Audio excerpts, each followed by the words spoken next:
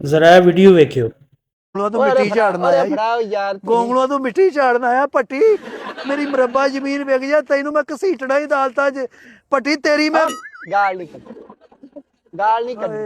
ਕੱਢ ਆ ਕੀ ਕਰਨ ਲੱਗਾ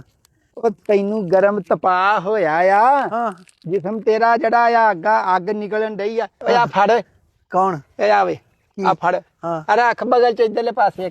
ਹੈ ਉਹ ਰੱਖ ਗਾਂ ਹੋ ਕੰਮ ਕਰਦੇ ਆ ਨਾ ਉਹ ਦਾਣੇ ਦੇ ਕਮਲਿਆ ਬਾਹਰਲੇ ਪਾਸੇ ਜਾ ਆਹੋ ਰੱਖ ਇੱਥੇ ਬਗਲ ਥਲੇ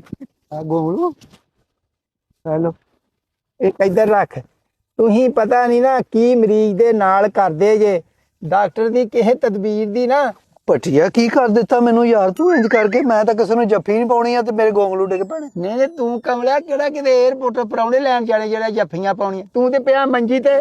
ਤੂੰ ਤੇ ਮੈਂ ਤੇ ਨਾ ਉਹ ਕਾਕਾ ਮੇਰੀ ਗੱਲ ਤੇ ਗੋਂਗਲੂ ਖਾਲੀ ਰੱਖੇ ਇਹ ਗੋਂਗਲੂ ਰੱਖਿਆ ਇਹਦੇ ਚ ਹੁੰਦੀ ਆ ਵਿਟਾਮਿਨ ਡੀ ਸੀ ਏ ਉਹ ਤਾਂ ਕਿੰਨੋ 'ਚ ਨਹੀਂ ਹੁੰਦੀ ਪੱਟੀ ਉਹ ਪਾਗਲਾ ਕਿੰਨੂਆਂ ਦਾ ਬਾਗ ਆ ਤੇ ਗੋਂਗਲੂ ਇਕੱਠੇ ਹੀ ਲੱਗੇ ਆ ਆਇਰਨ ਡੀ ਦਾ ਤੇ ਇਹਦਾ ਕਿਹੜਾ ਫਰਕ ਆ ਨਹੀਂ ਤੇ ਕਿੰਨੋ ਵਾਲੀ ਆਇਰਨ ਇਹਦੇ 'ਚ ਆ ਗਈ ਹੈ ਉਹ ਲਾਗੇ ਜੋ ਹੁੰਦੀ ਆ ਇੰਨਾ ਤੇ ਫਾਸਲਾ ਆ ਦੋਵੇਂ ਬਾਗਾਂ ਦਾ